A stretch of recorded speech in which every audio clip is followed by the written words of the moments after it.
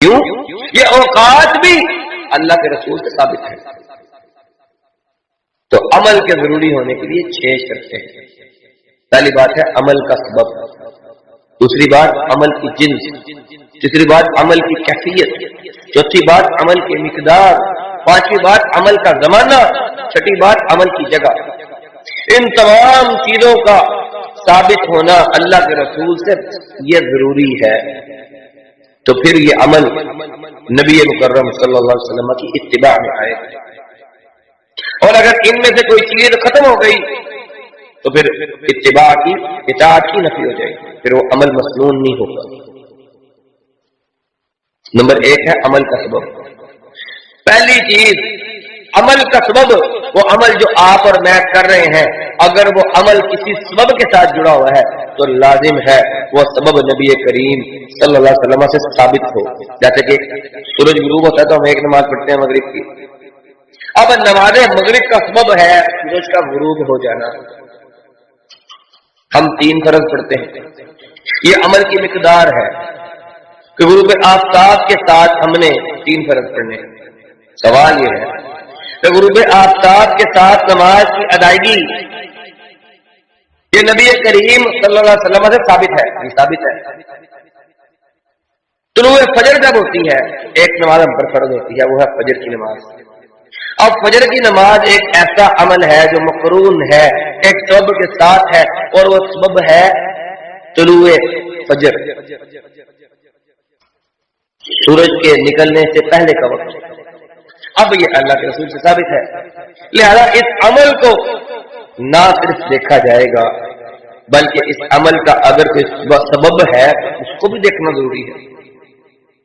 اب 27 رجب ہے، 27 رجب کو لوگ شب معراج کے نام سے رات کو قیام کرتے ہیں، وہ ظاہر ہوا تہجد کی نماز ہے، لیکن تہجد کی نماز میں تو کوئی اختلاف ہی نہیں ہے۔ لیکن اب 27 رجب کو ایک سبب کے ساتھ جوڑتے ہیں کہ آج اس رات کی عبادت ہم اس لیے کر رہے ہیں، اس رات اللہ کے رسول کو معراج پر لے جایا گیا۔ اب تہجد کا عمل تو درست ہے، لیکن شب معراج کو جس سبب کے ساتھ جوڑا گیا ہے، جس سبب کے ساتھ مقرون کیا گیا ہے، وہ سبب اللہ کے رسول سے ثابت نہیں ہے۔ چلے جی آپ اور میں نہیں جانتے کہ اللہ کے رسول معراج پر کب گئے تھے، ہمیں اختلاف ہے، مان لیا اللہ کے رسول کو تو پتا تھا کہ شب معراج کب تھی۔ کیا اللہ کے رسول نے اپنی باقی زندگی، سب کو پتا ہے کہ شب معراج مکہ المکرمہ کے اندر ہجرت سے پہلے کا واقعہ ہے۔ اس کے بعد 10 سال اللہ کے رسول صلی اللہ علیہ وسلم مدینہ کے اندر رہے ہیں، کیا اللہ کے رسول نے کوئی ایک بار شب معراج کی کوئی خصوصی عبادت کی؟ اب وہ جو تہجد کی نماز ہے، جو رات کا قیام ہے، رات کے نوافل ہیں، اللہ کے رسول نے پورا سال ادا کیے ہیں۔ امی عائشہ صدیقہ مومنوں کی ماں، میری اور آپ کی دلوں کی اور آنکھوں کی ٹھنڈک، فرماتی ہیں کہ اللہ کے رسول کی رات کی نماز رمضان اور غیر رمضان یعنی 12 مہینوں کی نماز ہے، وہ کون سی ہے؟ رات کو 11 رکھتے ہیں۔ اب جو بندہ شب معراج کو کھڑا ہوتا ہے کہتا ہے کہ جی دیکھیں جی رات کے نفل ہیں، کون سی بری بات ہے، پڑھے جا سکتے ہیں، ابھی پڑھے جا سکتے ہیں، ٹھیک ہے تم نے آج ہی شروع کرنے سے کر لیے، مان لیا، لیکن کیا یہ عمل جو تم کرنے لگے ہو اس کا جو سبب بتا رہے ہو کہ آج کی رات اللہ کے رسول کو معراج ہوا تھا، کیا وہ معراج وہ سبب اللہ کے رسول سے ثابت ہے کہ اللہ کے رسول نے اس رات کی عبادت کی ہے؟ اب یہ سبب اللہ کے رسول سے ثابت نہیں ہے تو ضروری یہ ہے جس سبب کی آپ کوئی عمل کرنے لگے ہیں، جس سبب کو آپ قائم کر رہے ہیں، تو اس کے عمل کے ساتھ اللہ کے رسول کا عمل ثابت ہو۔ اللہ کے رسول کا عمل ثابت نہیں ہے تو اس کا مطلب ہے آپ کا عمل مسنون نہیں۔ اگلی بات آ گئی عمل کی جنس۔ اسی طرح عمل کی جنس، اگر کوئی عمل کسی کا عمل کوئی جنس ہے اور وہ عمل اس جنس کے ساتھ پورا ہوتا ہے، اس جنس کا بھی اللہ کے رسول سے ثابت ہونا ضروری ہے۔ کیا مطلب ہے؟ آپ قربانی کرتے ہیں، قربانی کے اندر اونٹ ہے، گائے ہے، بکرا ہے، کنبا ہے، یہ ساری جنس ہیں، لہذا قربانی درست ہے۔ जिनसे भी साबित है, अल्लाह के रसूल से साबित है। अगर आप ये हुज्जत पेश करते हैं कि जनाब हिरन महंगा बड़ा है, हिरन का गोश्त बड़ा लजीज होता है, बड़ा नापैद जानवर है, बड़ा महंगा मिलता है, मैं सवाब और कसरत सवाब की नीयत से हिरन को अल्लाह की राह में कुर्बान करूंगा, तो ये जिन्स अल्लाह के रसूल से साबित नहीं है। आप कुर्बानी कर लें, ज़िबा कर देंगे, लेकिन क्योंकि ये जिन्स अल्लाह के रसूल से साबित नहीं है तो आपको कुर्बानी का अजर नहीं मिलेगा। सदक़ातुल फितर की अजनास मुकर्रर है। आप कहते हैं कि जी क्योंकि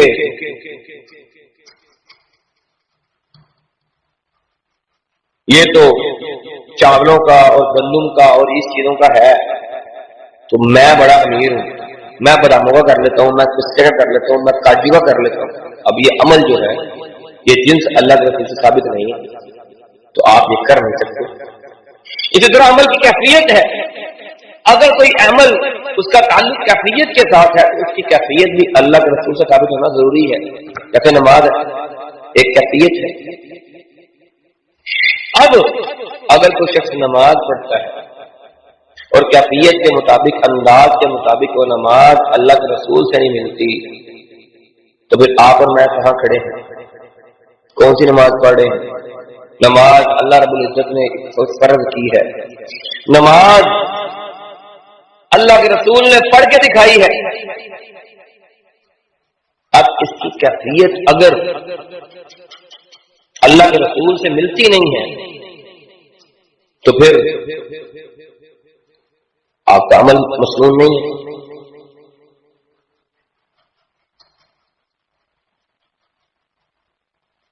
उसके बाद अब लाज़िम बात है, आज बातें सख्त होंगी, किसी को बुरी भी लग सकती है। आप रुकू करते हैं, सजदा करते हैं, आप रुकू से पहले सजदा कर लेते हैं, सजदे से पहले रुकू कर लेते हैं, सजदे से पहले क़याम कर लेते हैं, या आप क़याम करने के बाद सीधा सजदे में चले जाते हैं, तो हर एक शख्स ये कहेगा कि नहीं, ऐसा नहीं हो सकता।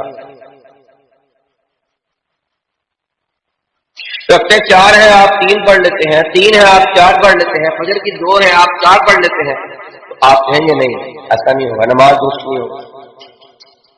एक बंदा है, उसने नमाज में क़याम भी किया है, उसने नमाज में रुकू भी किया है, उसने नमाज में सजदा भी किया है, तशहुद भी कटा है, लेकिन तरतीब उसकी दुरुस्त नहीं थी। तरतीब उसने ऐसे की, पहले तशहुद में बैठ गया, फिर उसने सजदा किया, फिर क़याम किया, फिर रुकू किया, तो आप क्या कहेंगे कि नहीं, इसकी कैफियत अल्लाह के रसूल की कैफियत से मिलती नहीं, क्योंकि अल्लाह के रसूल ने कहा है सल्लू कमा रअयतमूनी उसल्ली, नमाज उस तरह से पढ़ो जिस तरह से मुझे पढ़ते देखते हो। तो आप कहेंगे कि नहीं भाई तेरी नमाज नहीं हुई। क्यों नहीं हुई? क्योंकि तूने उस तरतीब के मुताबिक नमाज नहीं पढ़ी जो तरतीब अल्लाह के रसूल ने बताई थी। हज करना है, अल्लाह के रसूल ने बताया खुदू अन्नी मनासिककुम फइन्नी ला अदरी लअल्ली ला अहुज्जु बअद मआमी हादा, मुझसे हज के अरकान सीख लो, हज के मामलात मुझसे सीख लो। तुम कोई पता नहीं है अगले साल का हज में ना करो, अल्लाह के रसूल ने बताया।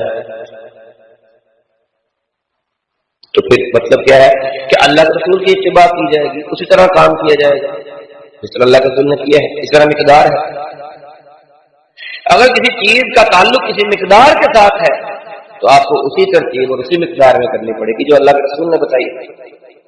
नमाज है ना, ज़ोहर की 4 रखते हैं, आप 5 नहीं पढ़ सकते, मगरिब है उसकी 3 है आप 4 नहीं पढ़ सकते, फजर है उसकी 2 है आप 4 नहीं पढ़ सकते, कि जिस ज्यादा से आप काम नहीं पढ़ सकते। इसी तरह अमल का जमाना है, अगर किसी अमल का ताल्लुक वक्त के साथ है, जमाने के साथ है, किसी दिन के साथ है, उसी दिन किया जाएगा। रमजान के रोजे फर्ज रमजान के अंदर है, तो बंदा कहता है कि जी मैं बगैर किसी वजह के रोजे रमजान में नहीं रखूंगा, गर्मी बड़ी है मैं शव्वाल में रखूंगा, तो क्या होगा, फर्ज रोजे अदा हो जाएंगे? नहीं होंगे। हज करना है तो दुल्हज्जा में ही होगा। नमाज पढ़नी है, फजर की फजर में पढ़ेंगे, जोहर की जोहर में पढ़ेंगे। अब जरा अपनी बात की तरफ आ जाते हैं। ثابت ہم نے کیا کیا ہے؟ ثابت ہم نے یہ کیا ہے کہ کوئی بھی عمل وہ اس کے اندر اگر کوئی کنڈیشن ہے تو وہ کنڈیشن ایک ہی ہے کہ اس کو کرنے کا طریقہ، اس کو کرنے کا وقت، اس کو کرنے کا ذریعہ، یہ تمام چیزیں اللہ کے رسول سے ثابت ہونی چاہیے۔ اب آ جاتے ہیں عید میلاد النبی پر، جس کا یہ مہینہ چل رہا ہے۔ تو سب سے پہلے عید میلاد النبی کی شرعی حیثیت کیا ہے؟ سوال یہ ہے کہ 12 ربیع الاول کو ایک عمل ہر سال ہوتا ہے، بڑھ چڑھ کے ہوتا ہے، خاص عبادت کا اہتمام ہوتا ہے، پھر جلسے، جلوس، ریلیاں، اور اس کو خوشی کا اساس، خوشی کی بنیاد قرار دی جاتی ہے اور پیغمبر کی محبت کا مظہر قرار دیا جاتا ہے۔ تو کسی بھی زمانے کا جو عمل ہے، عمل کسی زمانے سے اگر وہ تعلق رکھتا ہے